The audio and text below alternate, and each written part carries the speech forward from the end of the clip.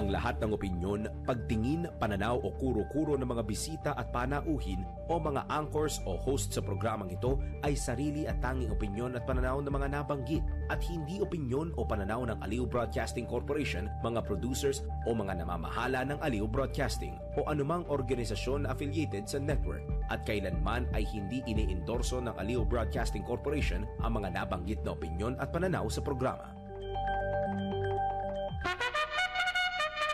Oras po natin sa buong Pilipinas, Luzon, Visayas at Mindanao. September 1 na ba lang yan? Yeah. Nagpakita na ba ang lolo nyo? Sa iba. Pakita na? May Christmas song ka na dyan? Dapat may Christmas song ka na dyan. Pasko na sa mga Pilipina. 7 minuto, makaraan ang alas 10 ng morning. Humanda na sa mga malalaking balita. Trending viral. Pinag-uusapan sa buong Pilipinas at buong mundo. Ronda Pilipinas Headlines. Narito na mga headlines sa Ronda Pilipinas. Ronda Pilipinas. Akala nila cancel, akala nila hindi tuloy. Natuloy, ikalawang pagdinig sa manuwalyang umanong flood control project sinimulan na. Unang hearing naman kaugnay sa proposed national budget, isinabay ng Senado. Ronda Pilipinas. DILG Secretary Remulla nagsorry sa late na anunsyo ng class suspension. Ronda Pilipinas. Congressman Richard Gomez sa media pinayuhang humingi ng sorry sa mga inupakang media outlets. Ayon yan sa kontradaya. Ronda Pilipinas. 3 patay sa pagkakadiskarilang tren sa Egypt. Ronda Pilipinas. At may kampiyon na. Tikas Kabambangan kampiyon na sa 2025 NBL Governors Cup.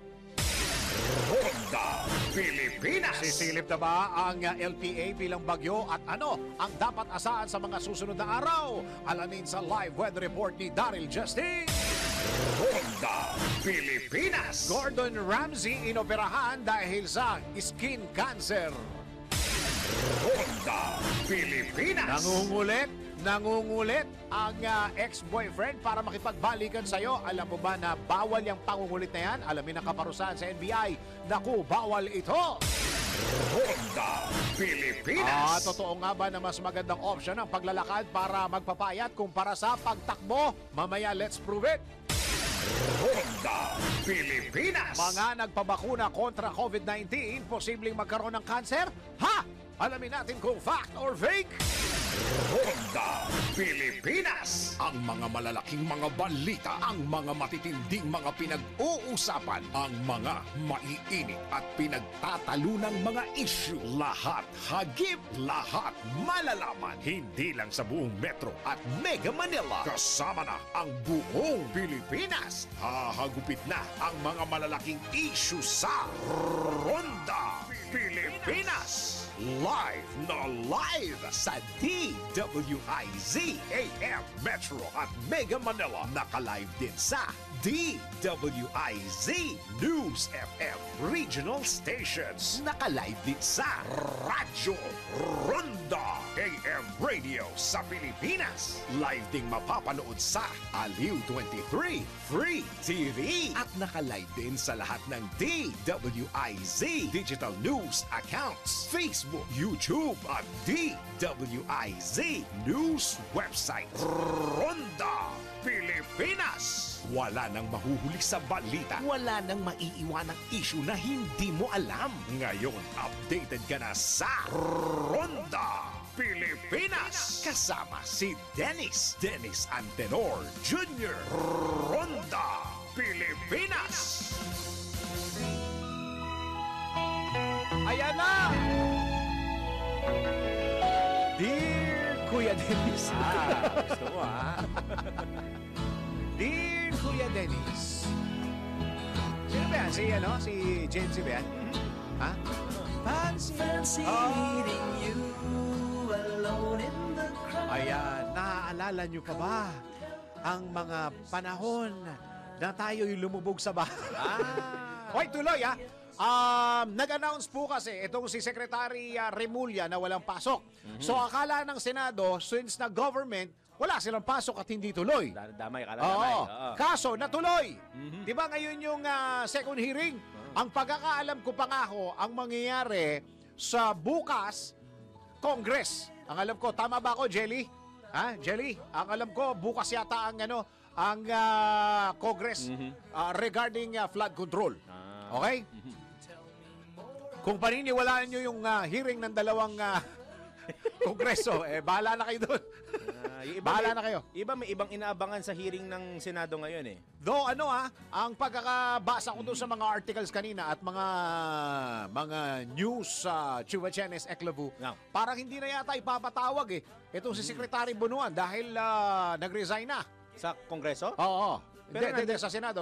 pero nandun siya ngayon eh. Andun siya ngayon? Nandun siya ngayon eh. Ayun. Ang alam ko kasi hindi na ipatatawag dahil parang nag-resign na nga yung mama Tapos hindi na. Ganun. Pero Ako, nandun siya kung nag-resign na si Secretary Bunuan, palagay ko, 2, 3, 4, 5 na mga USEC pwede na.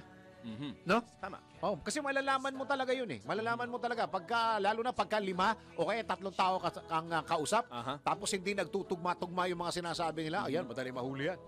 Di ba? Oo. So sa ngayon po ay nangyayari ang isang hearing. Pangalawa tayo, di ba? Pangalawang hearing. Pangalawa. Meron pa akong isang na lumulutang na isang kwento Uy! Ate Juday and Kuyang Drew. Yung palang naibigay na kontratista kay Pangulong BBM, may lumulutang itong weekend lang nalaman ko na meron pa lang doon, meron pa daw dagdag yun. Oo, hindi ko lang alam kung na-edit o yun lang talaga yung binigay kay presidente. Oo. Wait, but meron pang but wait, there's more. Oo, meron pa daw. So may mga, ewan ko, baka itong mga susunod na linggo, meron na namang isang listahan or hindi na ilalabas, hindi ko alam. Kasi ang lumalabas parang kulang pa yata yung listahan. Ako, marami pa pala. Ayaw tumigil ni Presidente talaga. May dapat pa palang abangan. Kasi ibang mga tao, iba inaabangan nila sa Blue Ribbon Committee hearing ngayon eh. Yo. Kung malilate daw ba ulit si Aimee Marcos eh. Magagalit na naman yung chairman. As usual. Late ka na naman. Okay, nangyayari yan. At mamaya, tanggap tayo ng report kay Ate Sally kung Yes. ano nangyayari.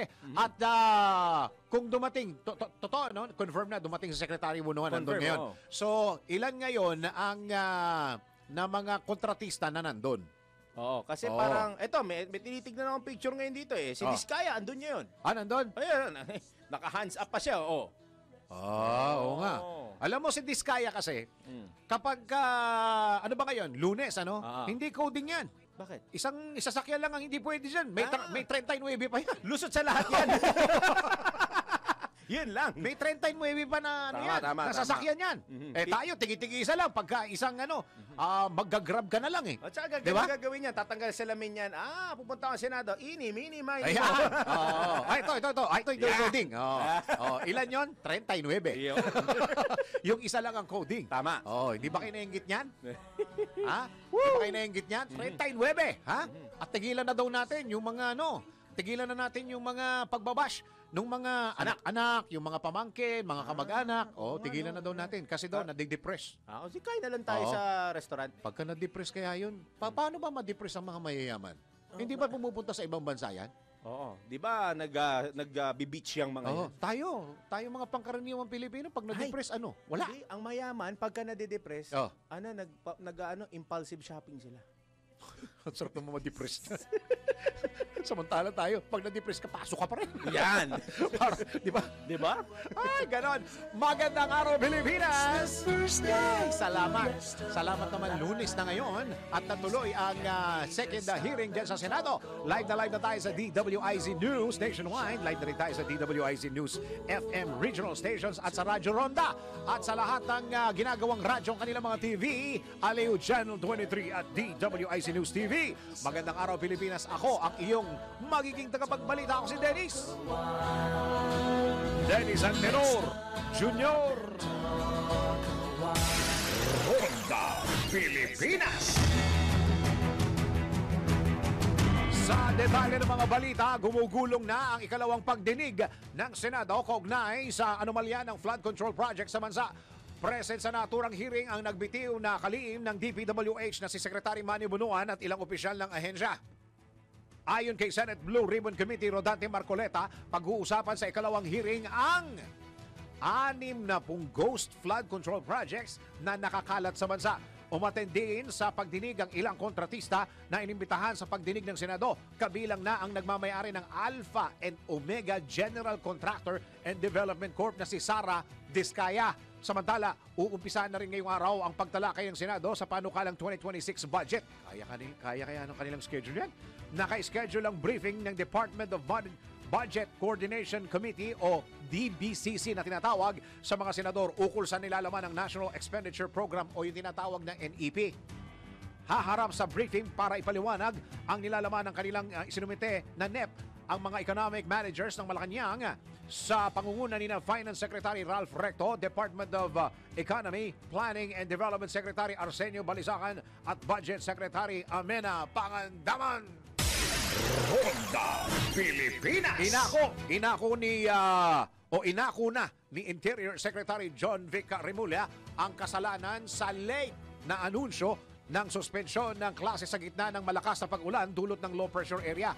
Aminado si Secretary Remulla na agad lumakas ang pag-ulan at kaninang alas 3 ng umaga niya natanggap ang abiso. Pero alas 6 na siya nagising. Talaga na-monitor natin kung ano oras gumising ang lolo mo. Bagamat yellow warning lamang ang predicted rainfall, ay agad nagbago ang weather system. Humingi na ng paumanhin ng kalihim sa mga naabalang mga guro, estudyante at mga magulang. Agad namang pinauwi ng pamunuan ng ilang paaralan gaya sa Maynila ang kanilang mga estudyante kasabay ng pagsuspende ni Remulla ng klase sa latang antas sa ilang lugar ngayong umaga dahil sa masamang lagay ng panahon. Si Dennis Antenor Jr. Ronda Pilipinas. Para isa pang item ha. Ito ba? Pinayuhan ni Kontra Dayak Convener at Professor Danilo Arao ang panawagan na mag-public apology si Leyte 4th District Representative Richard Gomez matapos nitong akusahan ang ilang media outlets, kasama kami rito, DWIZ, na nasa likod ng media spin daw laban sa kanya daw at kalad ka rin sa issue ng flood control projects. Ayon kay Professor Arao, dapat magkaroon ng kaalaman si Congressman Richard Gomez sa trabaho ng mga mamahayag at sumailalim sa media literacy training. Sumailaliman niya o sumasalamin niya ang ginawa ng mambabatas sa kagustuhan ng ilang makapangyarihan na kontrolin at manipulahin ang kalayaan sa pamamahayag.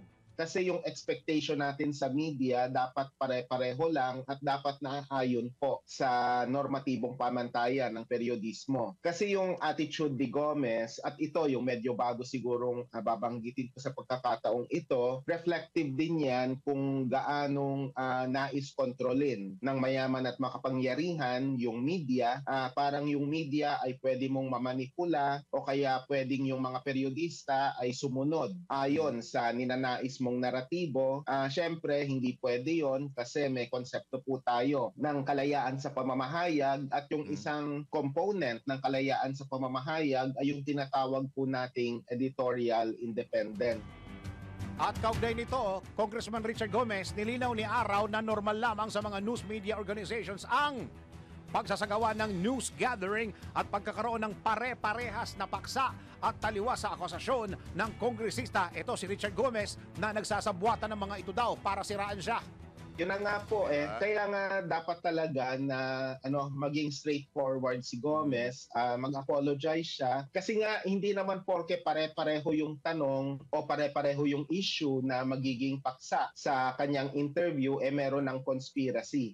Normal naman yan na gawain ng periodista na mag-interview at saka sa mga news media organization napaka-irresponsible mo naman kung hindi mo tatalakayin ang mga mahalagang paksa. So ano ba yung hinahanap ni Gomez na subject ng interview niya? Yung personal ba niyang buhay, yung gusto niyang i-feature?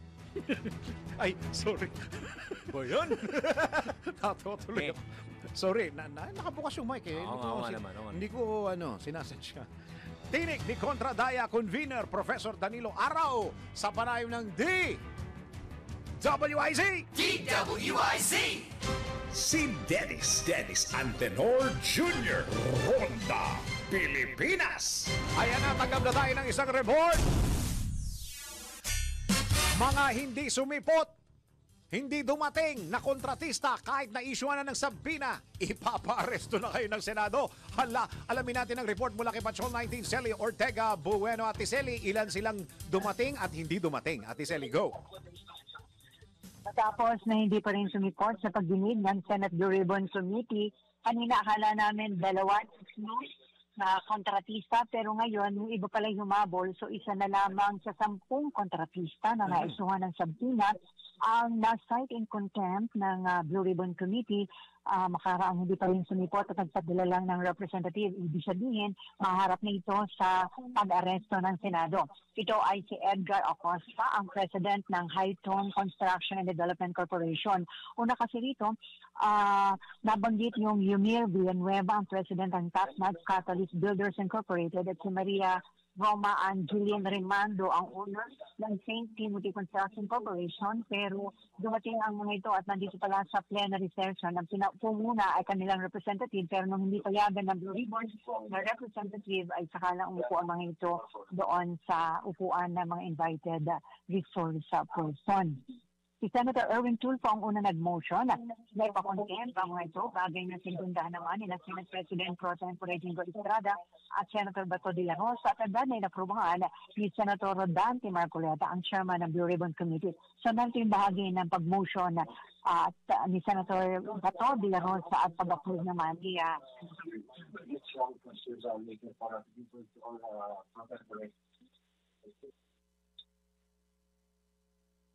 Ate Celi, wala yata yung audio. Ayun. Okay. Recalled, then may I move to cite in contempt all these absent invitees so that warrants can be issued against them, Mr. President, Mr. Chairman. Second motion. So, there's a motion and it has been seconded that all persons invited and properly served with subpoena but did not appear in today's hearing are all cited in contempt in preparation for the eventual issuance of a warrant of arrest. Thank you, Mr. Chair. Sa unang na question sa pagdinig, ang mga taga-Philippine Contractors Accreditation Board o yung PICAB, dahil sa nadiskubre na 2 sa miyembro ng PICAB o yung board member nila ay mayroong palang construction company, kaya mayroong conflict of interest. Sa pagtatanong ni Senate Minority Leader Tito Soto, sinabi ni PICAB Chairman, itong si Chairperson Terry Kills Datay, na nagboluntaryo ng mag-leave of absence, si Engineer Ernie Bagaw, na miyembro ng board ng PICAB na sinasabing mayroong construction company. Ang una rin na tanong sa mga kontratista, yung medyo controversial, itong si Zara Vizcaya, ang president ng Alpine Omega General Contractor and Development Corporation, na kung saan sinasabing nagmamayari ito na may na po ng mga mamahaling na sasakyan. Kung saan kanyan sinabi na 2012 sa daw, nag-join na sila sa bidding, hindi daw sa DPWH, kundi sa mga local government units, at nagsimula daw silang mag-join sa bidding para sa mga flood control projects sa DPWH yung pa daw 2016 onwards. Mula dito sa Senado, ito sa Patrol 19, yes. Pagka pina-aresto ba, tama yung kulungan ng Senado ngayon, Kasya? Oo, ikakonsa lang naman. Isa lang ito. Kanina nga naguluhan kami dahil ilan yung mga binanggit. Yung pala, yung iba ng mga may-ari, it's either na late dumating, iba naman nandun sa gallery, pero hindi sila agad ang umupo.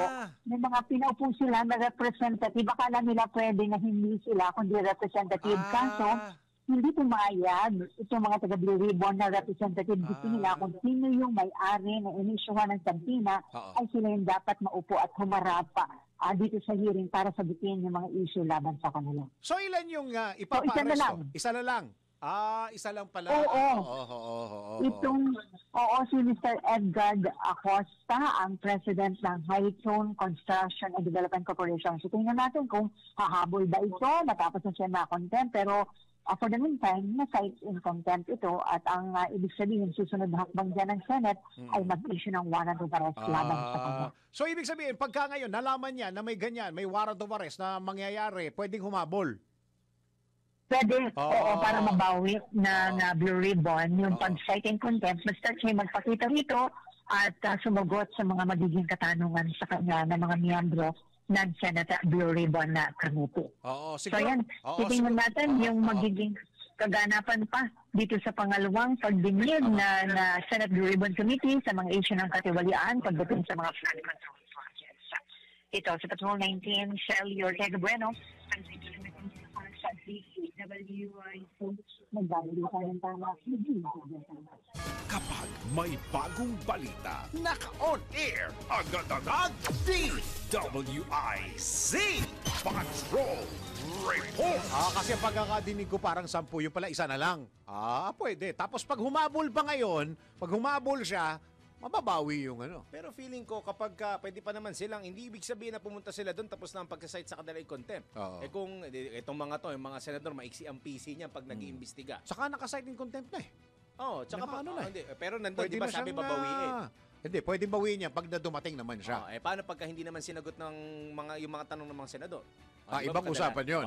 Ibang usapan. Site in contempt pa rin yun. Oo, saka hindi. Mag-a-apply na naman yung tanong ko kanina kay Ate Selly. Tama ba yung kulungan? Kumbaga, hindi ba magkakaroon ng yung sharing. Overloading. Overloading. Pero bukas yata ang Jelly, di ba? Tama. Yung hearing ng Congress. Di ba? September 2, di ba, sa Kamara. Paano yun? Kung same question lang. Same answer. Hindi, kasi pagka ganon, nagkasabay ang hearing, sinong unahin nila? Oo nga naman. Di ba? Sino mag-a-adjust? Yan naman. Lalo na pagka kung sabay yung di ba? Tsaka na lang natin na pag-isipan at alamin. Alamin na natin ang magiging weather report. Pinakahuli, pinaka-latest, pinaka-napapanahon. Whether we like it or not, ito ang magiging DWIZ Weather Report. Ito na, weather report mula kay Daryl Justin. Maulang umaga, lalo na sa mga taga Quezon City, lalo na yung mga taga Mother Ignacia Avenue. Grabe.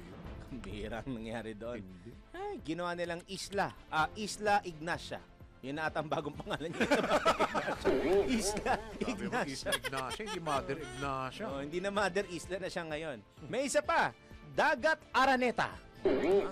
Kasi yung Araneta Avenue din, binaha eh. Kung di ako nagkamali. Hindi yung Araneta City. Yung Araneta City, mataas yan. Pero yung Araneta Avenue, yun ang hindi ko alam. Ito na, ang latest sa lagay ng panahon, meron pa rin LPA at ang tanong kung sisilip na ba yung LPA bilang ganap na bagyo, hindi pa rin po. Huling namataan ng lang LPA sa layong 670 kilometers, silangan ng silangang hilagang silangan, east-northeast ng Virac, Catanduanes. Kulay dilaw pa rin po ang markings na nilagay ng Pag-asa, ibig sabihin, mababa pa rin po ang tsansa na itong sama ng panahon ay mabuo bilang isang ganap na bagyo sa susunod na 24 na oras. Pero ang southwest monsoon o habagat ang nagdadala ng maulap na papabori na may mga pulo-pulong pag-ulan, kalat-kalat na pag-ulan at mahihinang pagkulog at pagkidlat.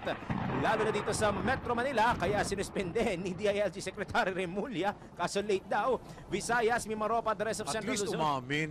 At least wala nang issue, umamin eh. Ayos tapos, na. nagmaya culpa na siya. Wala tayong doon. That's good. At least hindi yung sinabihan mo na in denial pa.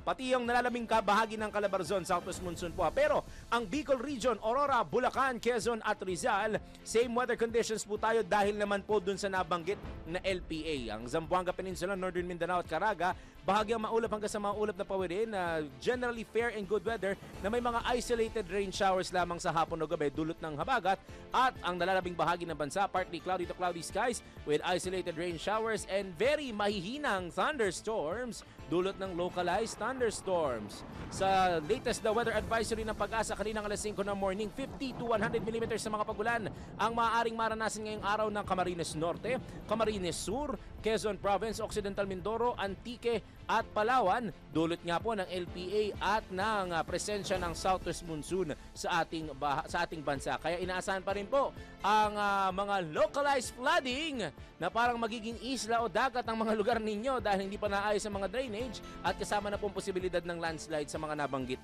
na lugar. 3-day weather outlook tayo mula Tuesday hanggang Thursday. Metro Manila, generally fair and good weather tayo na may mga chances of rain showers sa hapon o gabi. gabi. Pero Wednesday at Thursday, susungit ang panahon sa mga malalakas na kulog at kidlat. 26 hanggang 30 degrees Celsius ang temperatura habang sa Metro Cebu. Tuesday, same weather tayo na fair and good kagaya ng Manila at ganun din Wednesday at Thursday, malalakas na thunderstorms. 26 hanggang 33 degrees Celsius ang temperatura. Lakas naman. Ramdam mo ba? Oo, lakas naman yun. Ganyan din natin naramdaman nila sa Isla Ignacia at saka sa Dagat Araneta. Ayan ha. Dudukto ako. Dagat Araneta Avenue. Ayan, Palitan mo naman, dagat-dagatan. Dagat-dagatan na lang. Yan. Sorry. Buti nga wala pang lumilitaw na janitor fish. Metro Davao, Tuesday and Wednesday, may pagsikat ng araw. Sa hapon at gabi, meron naman po may hinang ulan at may hinang kulog at kidlat, 25 hanggang 32 degrees. Pero puro mga pag-ulan po sa Davao Region sa Thursday, 24 to 30 degrees ang temperatura. Eto muna tayo, sunrise, sunset, tumilak po ang manok. Kaninang 5:44 ng umaga at saan lulubog ang araw? Yan yung nasa isla at saka dagat-dagatan. Akala ko sila yung umaasa lumubog ang araw. Yun ang feel yun na maramdaman itong mga nasabing hayop na lulubog ang araw. Paaga na ng paaga, 6:08 ng gabi. Oo, dahil Pasko na eh. Pasko na at dahil Burmans na, ilabas nyo na. Magkakanta na tayo. Yun! 15 days to go. Before this. Sa mga nakikinig. Yun. May tugtog daw to eh. Ayos para mag-ama lang ah. Yun nga eh. Mas ko daw, ayan yung mag-ama, si Jose Marichan nasa kaliwa, yung gitna po ay si Dennis Antenor Jr. Yan, tama yan. Ako na lang. Yung ninang ninyo ay nasa kanan, si Mariah Carey. Sosyal. Ito na naman tayo ha, Daryl ha. Paalala ko lang sa'yo ha. Pwede palang maging tatay ko si Jose Marichan. Bagay. Simulan mo na, Christmas in our hearts. My idea. Perfect Christmas. Whenever I see girls. Parang yan ang muna ng aking latest weather report.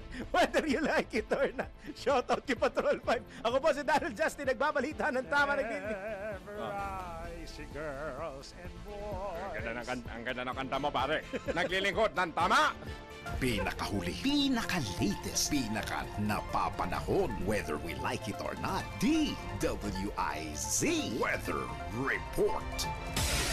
Ronda Pilipinas. Isang reminder lang po para sa ating mga kababayan ha. Huwag matakot magpakonsulta sa tuwing makakaramdam po tayo o ikaw, ako ng sakit. Dahil may PhilHealth na siguradong aalagaan ang kalusugan mo. Lahat tayo, miyembro at sigurado sa benepisyo. Pumunta lamang sa mga accredited consulta package provider para makapag-avail ng consulta package. At para sa karagdagang impormasyon, bumisita lamang sa kanilang website na www.philhealth.gov.ph at pindutin ang click to call icon. Dahil Pilipino ka, may PhilHealth ka. Ronda Pilipinas. Pilipinas ang ating oras.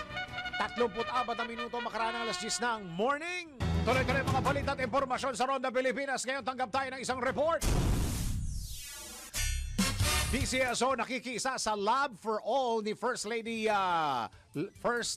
Liza Araneta Marcos. Lab for Lamb. Alam mo ang lamb, di ba? Sa San Juan, nakatanggap ng 1.1 million peso lotto shares. Alamin natin ang report mula kay Angelo Bainyo. Nakiisa ang Philippine Charity Sweepstakes Office sa Lab for All event ni First Lady Liza Araneta Marcos sa San Juan. Pinangunahan ni GM Melquiades Robles kasama sina Chairperson Felix Reyes at Directors Imelda Papin at Jennifer Guevara na mahagi ang PCSO ng 1,500 charity timba sa mga residente. Ipinagkaloob din kay Mayor Francis Zamora ang chekeng nagkakahalaga ng higit sa 1.1 million pesos bilang lotto shares ng lungsod. Layunin ng Lab for All na magbigay ng libreng laboratorio, konsultasyon at tulong mula sa iba't ibang ahensya para sa kalusugan ng mga Pilipino. Yan ang PCSO, hindi umuurong sa pagtulong. Angelo Bainyo, nagbabalita ng tama, naglilingkod ng tama.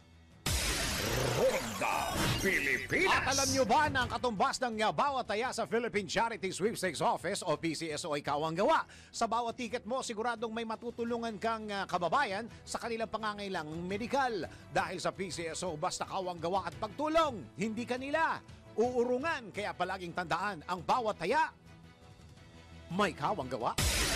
Ronda Pilipinas. Ops, kanina ho pinag-usapan natin ang isa sa mga pinakamaiinit na issue ngayong mga panahon na to. Ito po yung una, pinag-usapan natin yung flood control projects. Pinag-usapan natin kanina yan, di ba? Ngayon nga, nangyayari na yung second hearing doon po sa Senado. At isa sa mga nagmumurakolyo, at isa sa mga, nung last week po, hiningan namin ng side niya, itong si Congressman Richard Gomez. Okay? Hiningan namin. Siyempre, pagka may isang issue na mainit, sa halos sabay-sabay talaga lahat ng mga media na humingi ng mga appointment ng interview. At hindi pangkaraniwan yung pare-parehas kami na topic. Dahil yun ang mainit eh. Ngayon, nag-post siya ngayon. Okay, para daw ang nangyayari, isang mahal na media spin. At isa doon sa mga pinost niya, yung mga pangalan ng mga mismong kumukontak sa kanya at ang purpose, yung mismong screen grab. Yung screen grab mismo. Okay, para mas maintindihan po natin, isa po sa mga nanawagan na medyo foul ang ginawa ni Congressman from National Union of Journalists of the Philippines, NUJP. Nasa linya po natin si Chairman Jonathan De Santos. Chairman, magandang araw. Ay, magandang umaga po at salamat po sa invitation sa programa niyo ngayong umaga. Salamat din po sa pagtanggap, Chairman. Chairman, yung assessment naman muna ninyo, ano ho ang palagay ninyo dito sa ginawa ni Richard Gomez bilang tugon sa paghingi namin ng time o opportunity sa kanya na i-air ang kanyang side. Go ahead, Chairman.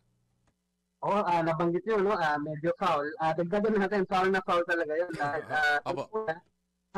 Kumbaga parang hindi nyo naiintindihan kung paano ba dapat makitungo sa media. Hindi naman natin sinasabi na parang dapat sobrang taas na tingin nila sa atin, no? Pero yung paghingi naman natin ng side niya, ay yung nga, nabanggit mo, kasama talaga sa trabaho, no? In fact, pag may malaking issue, tama kayo, sabay-sabay tayong, actually, nag-uunahan nga yan, di ba, na makakuha ng input mula dun sa taong involved o taong hindi naman involved pero implicated, no?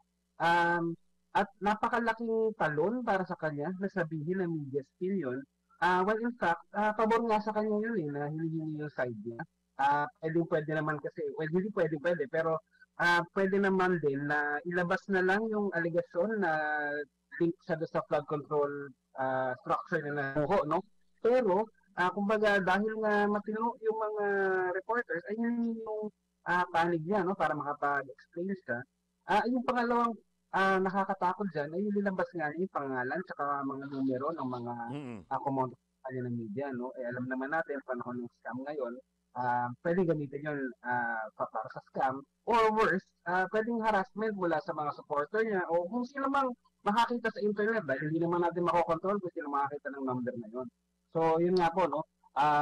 Marami na nang kondena sa ginawa niya at hinintay pa rin natin na i-take down niya man lang yung post niya. Considering, Chairman, na itong si Richard Gomez ay hindi bago sa larangan ng politika at showbiz na punong-puno din ng intriga, Chairman. Oo nga. In fact, pang ilang term niya na ito bilang congressman. Mayor na siya. At matagal siya sa showbiz, no? Parang hindi naman siguro sa stranger sa pakikipagtungo sa media. Tama. At ayun napakadali naman sabihin na no comment na lang. O kaya wag na lang yung sagutin, di ba? Kung hindi sinagot, at least pwede sabihin ng mga reporter, pwede sabihin ng mga producer na sinubukan namin kunin yung panig niya pero hindi sumagot. Tapos, yun, kahit paano, end of story, mag-aabang na lang tayo ng statement niya later on. Hanggang ngayon, wala pa rin naman, ano? Wala pa rin. Saka hindi unusual, Chairman, na ang mga media entities, mga media stations, particularly yung mga news station, ay iisa yung kanilang issue o iisa yung kanilang kukunin sa kanya dahil nga, yun ang lumalabas na balita. Oo, hindi talaga. Yun nga, yung fact na pare-pareho tayo, kasi mga media, di ba, request for interview. Oo. Siyempre, malamang may tinukol sa kanya na issue, ang hingin talaga yung panig niya. In fact nga, no, sana nagpasalamat na lang siya na may effort na ginawa para sa kanyang kapakanan din yun eh. Pwede naman yung sabihin, o kunyari, no, hindi naman natin alam. Pero kunyari, meron silang tension sa lokal, no? Pwede niya sabihin yun at yun, bahagi niya kung bakit yun yung tingin niya, no? Let's say, nadadawit siya or what. Pero wala, hindi yun yung ginawa niya. At sayang naman ngayon, siyempre, hindi mo maiiwasan na yung mga netizens, yung mga social media users, ay kung ano na rin ang isipin. doon sa reaction niya na gano'n. Oo nga, kasi yung mismong mayor kasi na viral sa kanyang reklamo. Isipin mo na lang, Chairman, kung walang tumatawag sa kanyang istasyon at walang kumukuha ng panig niya, edi yung panig na lang ng mayor ang pwedeng lumabas dyan.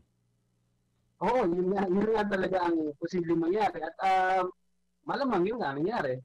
Napasama pa nga siya kung tutuusin dahil nagmukha siyang ayaw makipag-usap, ayaw humarap. Kung ano man yung makukuha nating implikasyon doon, wala na siyang control doon. So yun, medyo lost talaga for him.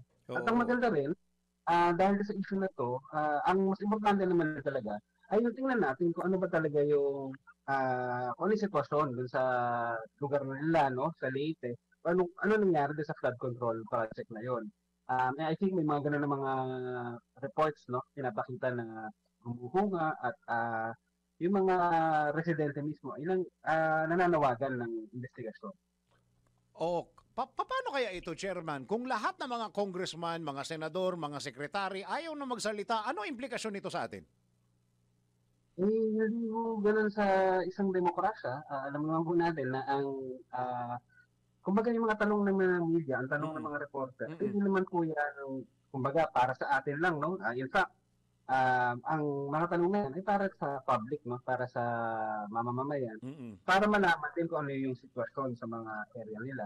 So kung yung mga opisyal natin ayaw sumagot, ayaw humarap sa media, parang kumbaga ay nababawasan din yung mga mamamayan, yung mga constituents nila, ng oportunidad para malaman kung ano yung sitwasyon, di ba? Para kunyari, nakikita ko, kumuho itong flood control project na to, isipin ko lang ay palpak. Pero kung magpapaliwanag yung mga opisyal, at least maintindihan natin, ganito pala yung nangyari dyan, or nagkulang siguro yung contractor. Kung ano man, mas madali nating maintindihan kung ano yung nangyayari. At alam din natin kung anong gagawin natin sa kasunod. Kung sinong sisingilin, for example, o sinong sisisihin, mga ganung bagay. Oo, kasi saka isa pa, Chairman, tungkulin niya ang magpaliwanag. Tungkulin niya ang pagpaliwanag kasi hindi naman lahat ng kanyang kababayan o lahat ng buong Pilipinas o lahat ng Pilipino sa buong mundo ay naka-follow sa kanyang FB page. Chairman. Oo, at hindi naman lahat ay may, kunyari, hindi naman lahat ay may number niya para tanungin siya mismo, di ba? Kaya nga, may special role din yung media para i-amplify yung mga ganitong issues, no? Kasi hindi naman, kung kahit ano pa man yung dynamics nila sa politika sa area nila, sa lugar nila, the fact ay gumuho na flood control structure, no?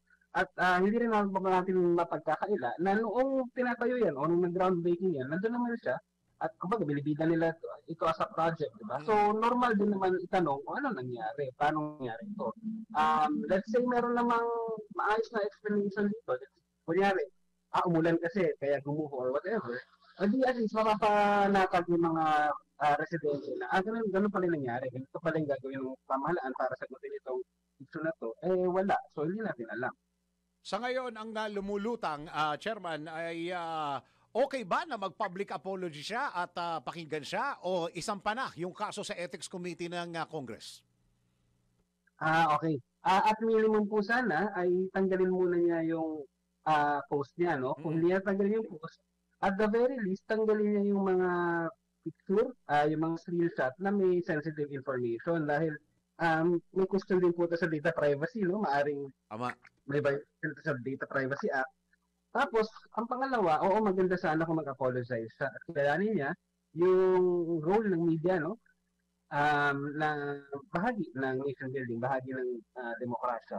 Yung kaso po sa Ethics Committee, hindi po natin, kumbaga, siyempre, gusto natin maiwasan yung mga ganito mga proceedings dahil iniintindi naman natin na budget season. At the same time, kung nagkaroon po ng kaso, baka po ang mangyari ay ipatawag pa yung mga reporter, no, o yung mga producer ng request. Ibig sabihin nun, nagliliban sila sa trabaho. So medyo komplikado po yun, ano. Although, kung nanaisip po ng Ethics Committee ng House na magsagawa ng investigasyon, magsagawa ng hearing, I think kayang-kaya naman po nilang gawin yung motopropyo. Oo. Naman din nangyari. Aware naman sila dun sa insidente.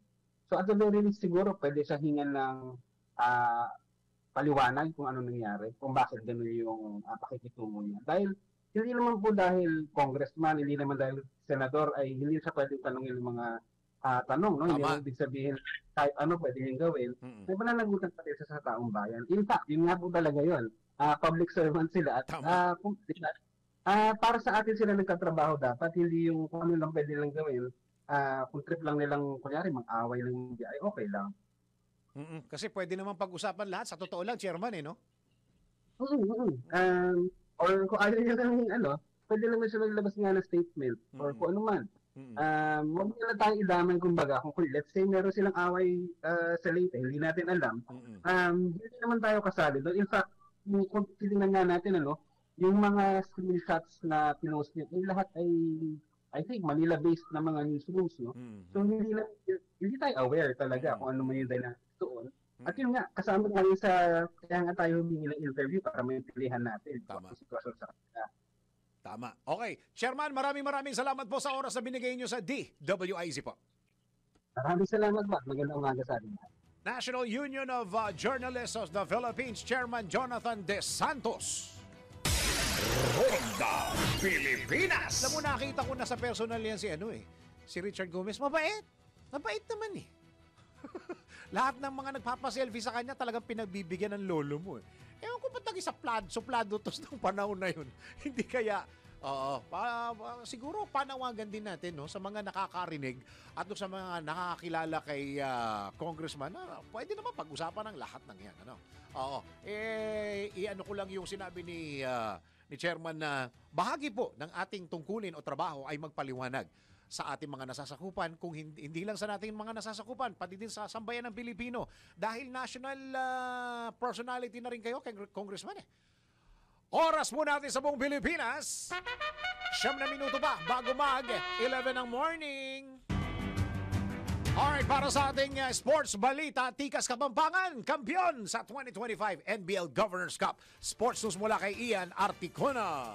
Sa mundo ng palakasan, ang latest malalaman sa DWIZ Sports News.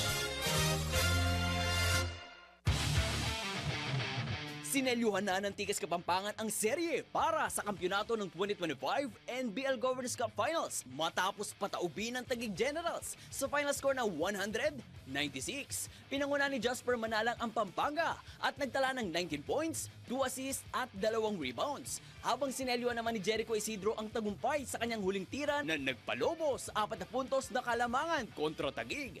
Sa kabila ng mainit na laro ni LJ Mayo na nagtala ng 33 points at 8 rebounds, hindi pa rin ito naging sapat para sabayan ang Tikas ng Pampanga. Matatanda ang nagpalitan ng panalo ang dalawang koponan mula Game 1 hanggang Game 4 bago tuluyang sinelyuhan ng Pampanga ang kampyonato sa Game 5. At yan ang Sports News. Ian Articona, nagbabalit ng tama, naglilingkod ng tama. Sama-sama sa Arena. Play now at arenaplus.ph. For more information, visit www.pagcor.ph/regulatory or email keepitfun@pagcor.ph. Gaming for 21 years old and above only. Gambling can be addictive. Know when to stop. Ronda Pilipinas. Taga po tayo ng isang report. Follow-up report ito sa nangyayaring hearing dyan sa may Senado. Ano na ang pinaka-latest Patrol 19? Zelly Ortega Bueno. Ate Zelly, go! Kanina muna ay sinugot ni Senate President Pro Tempore Joe Estrada yung mga bashing sa kanya na sinasabing kahit siya ay naharap naman daw sa kasong plunder, pero ayon kay Estrada, kung siya may nakasuhan pero hinarap niya yon at siya ay na-cleared sa kasong plunder. So sa kanya nga pagtatanong kanina dito kay Sara Rowena Diskaya, ang president ng Alpha and Omega General Contractor and Development Corporation, inamin niya na meron pala siyang 9 na kumpanya. Na ibig sabihin, yung 9 na kumpanya na yun ay nakakakopo ng mga proyekto. At tinanong siya kung ilang mga projects ang kanyang nakuha na nasa around 400 projects daw. Nang tanungin kung meron siyang ghost projects, sabi niya wala daw siyang ghost project. So hiningan siya ng pruweba at mapakita daw ng mga photos na wala siyang ghost project. At sa loob daw ng At tapos sabihan nito na bakit daw he prepared dahil hindi niya masagot kung ilan namang project ang nakuha nung iba pa niya mga kumpanya dahil ang tanging niya nasasagot ay mga information kaugnay nakuha ang proyekto nitong Alpine Omega General Contractor and Development Corporation. Isinagot nitong Vizcaya dahil invited daw siya bilang president na naturang kumpanya kaya daw hindi dala niya yung mga information tungkol sa iba pa niyang mga kumpanya. Ang sabi niya, nasa 491 daw yung nasa linya niyang bidding for 2022 pero nakuha lang daw niya ay 71 projects. At yung iba pa niya mga kumpanya, hindi daw niya nakuha dahil hindi daw niya dala yung mga information. Lumilitaw din sa pagtatanong ni Senator Jingo Estrada, yung iba na mga contractor na nasa top 15 na binanggit ni Pangulong Bongbong Marcos Jr., yung iba doon ay may din dito kay Vizcaya. Tulad nitong si Roma Angeline Rimando, ang owner manager ng St. Timothy Construction Corporation. Lumilitaw na siya dating empleyado nitong si Sara Vizcaya. So sabi nga diba, hindi kaya daw dami lang ang mga ito, mukhang mga magkakamag-anak, mga dating empleyado, yung mga nagmamayari ng iba pang mga construction company na mga nakakopo ng mga infrastructure projects, lalo na itong flood control project. So ito siguro magandang tingnan dahil lumilitaw, mukhang magkakakilala, may ibang magkamag-anak, iba dating empleyado. Sabi, kung dating empleyado ni Sara Vizcaya, itong taga Timothy, St. Timothy, hindi kaya dami lang daw ito. So ito isa sa mga maganda daw tingnan, di ba? So, tinanong si Vizcaya kung meron ba siyang kakilala sa DPWH, bakit siya lagi nabibigyan ng listahan para sa mga bidding. Sabi niya, may mga kakilala daw siya pero mga district engineer daw. Ang binanggit niya, district engineer sa Laguna at Bulacan. Pero hindi niya pinangalanan. Pero sabi niya, yung sa Bulacan, nandito daw mismo yung district engineer sa DPWH na kakilala niya. So, ito naman si resigned Secretary Manuel Bunoan ay tinanong ni Senator Rodante Marcoleta kung handa pa ba siya na sumagot sa mga tanong considering effective today hindi na siya ang kalihim ng DPWH.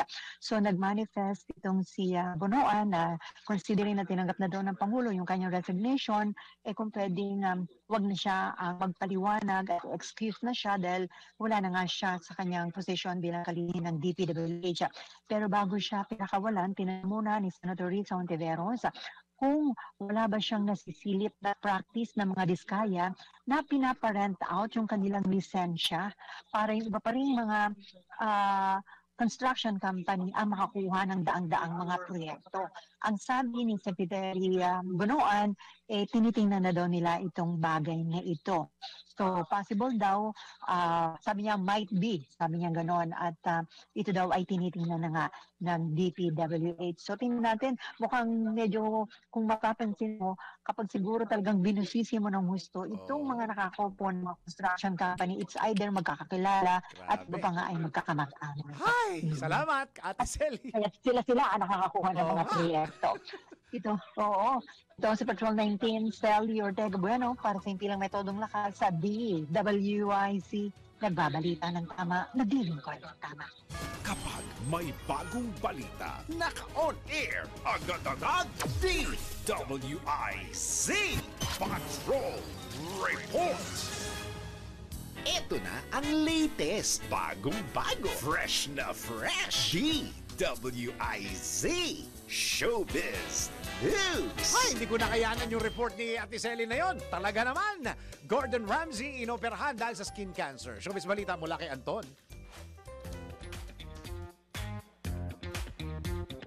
Para sa aking balitang showbiz, sumailalim sa isang operasyon ang celebrity chef na si Gordon Ramsay dahil sa pagkakaroon nito ng skin cancer. Nalaman ang pinagdaanan ni Gordon dahil sa kanyang post sa kanyang Instagram account nang ipost ito ang dalawang picture kung saan sumailalim sa surgery ang isang bahagi ng kanyang mukha. Kasabay nito ang pasasalamat ni Gordon sa mga doktor na nagtangga ng basal cell carcinoma. Ang basal cell carcinoma ay isang uri na skin cancer na tumutubo sa katawan na na-expose sa araw, partikular na sa mukha. pa sa kanyang caption, nagpaalala din si Gordon na laging gumamit ng sunscreen. Agad namang dinagsa ng mga well-wishers ang nasabing post ni Gordon. At iyan aking balitang showbiz para sa impilang metodong lakas, DWIZ. Ako si Anton, nagbabalita ng tama, naglilingkod ng tama. Pilipinas! Bago tayo magpaalam, tayo muna patama quote of the day, may panahon pa para lumigaya kahit abala sa trabaho o pamilya. Maraming salamat Pilipinas, yan ang kabuuan ng mga balik. O teka muna, happy birthday muna kay Jasper Barleta. Uy, happy birthday! At happy birthday din kay Ramon Cerillo. And happy birthday daw kay Angelica Dejan. Dejan ba yan? Dejan? Happy birthday! Mga taga-ano to ah? Happy birthday sa inyong lahat at tabayan po susunod na programang Yes, Yo, Topacio with Attorney Freddy Topacio and Miss Juvie de Guzman. Maraming salamat Pilipinas. Ako ang iyong naging tagapagbalita. Ako si Dennis Antenor Jr. Nagbabalita ng tama, naglilingkod ng tama. Tell me more about yourself. Ang mga malalaking mga balita, ang mga matitinding mga pinag-uusapan, ang mga maiinit at pinagtatalunang mga issue. Lahat hagip, lahat malalaman. Hindi lang sa buong Metro at Mega Manila. Kasama na ang buong Pilipinas. Hahagupit na ang mga malalaking issue sa Ronda Pilipinas.